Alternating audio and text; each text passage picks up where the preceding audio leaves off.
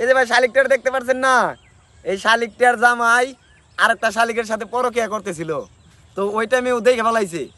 দেখে ফেলানোর পরে এই শালিকটা এক পর্যায়ে ওই শালিকের সাথে মারামারি করতে করতে ওই কিন্তু রাস্তায় পড়ে গেছে। রাস্তায় পড়ে যাওয়ার পরে ওই কিন্তু আর উঠতে পারে না, ক্লান্ত হয়ে গেছে।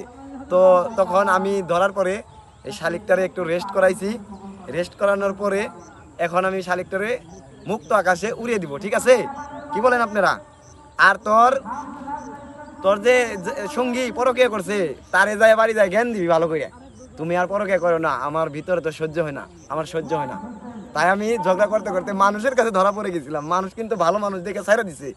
যা তুই মুক্ত আকাশে উড়ে যা, আর তুই তোর সঙ্গীরে ভালো করে জ্ঞান দিবি। ওকে, যাও যাও যাও যাও।